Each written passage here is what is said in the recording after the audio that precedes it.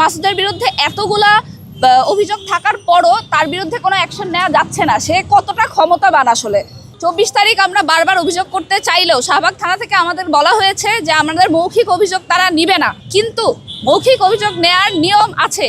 আমরা যখন কেস করি, আমরা যখন এফআইআর করি, তখন আমরা থানায় এসে মৌখিকভাবে আমার অভিযোগটা জানাই। থানার যে ওসি, থানার কর্মকর্তারা সেটা লিখে নেন এবং ওসি সেটাতে সিল দেন।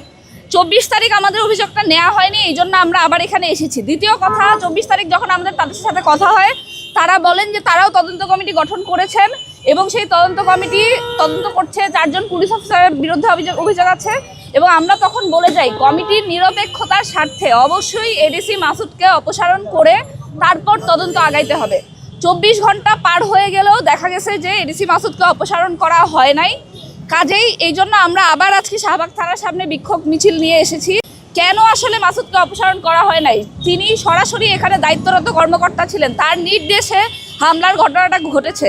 তাকে এই পদে বহাল রেখে তো আসলে তদন্ত বা সুষ্ঠু বিচার হতে পারে না। এই জন্য শাহবাগ থানায় আমাদের আবারও আজকে আসা। আমরা এখন থানার ভিতরে যাব, আমরা কথা বলবো এবং আমরা ফর্মালি একটা এফআইআর দায়ের করে আসব এবং তাদের যে ইন্টারনাল তদন্ত, এটার কি রিপোর্ট যতটুকু তারা আমাদেরকে জানাতে পারবেন সেটাও আমরা নিয়ে আসবো। পাশাপাশি প্রশ্ন রাখবো, কেন আসলে এখনো এডিসি মাসুদকে তার পদ থেকে অপসারণ করা হয় নাই। এটা অবশ্যই ক্লোজ করাটা আসলে একজন ছাত্রকে ক্যাম্পাসের ভিতরে পিটানোর জন্য ক্লোজ করাটা যথেষ্ট শাস্তি না। এবং সবচেয়ে বড় কথা, যাদেরকে ক্লোজ করা হয়েছে তারা কনস্টেবল, তারা কারো না কারো নির্দেশে কাজটা করেছে, তাদের দায়িত্বপ্রাপ্ত একজন কর্মকর্তা ছিল।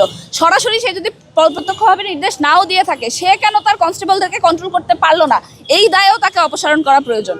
এবং ডিসি মাসুদের কিন্তু এটা তার প্রথমবার না, এর আগেও বিভিন্ন গণতান্ত্রিক সমাবেশে, মিছিল মিটিংয়ে সে ছাত্রদের গায়ের উপর হাত তুলছে, তার সরাসরি নির্দেশে ছাত্রদের উপর হামলা করা হয়েছে। 6 তারিখ এই থানার সামনে একজন শিক্ষার্থীকে পেটানো হয়েছে, সে জিডি করতে আসছিল কিন্তু তারপরে এখানে তাকে মারা হয়।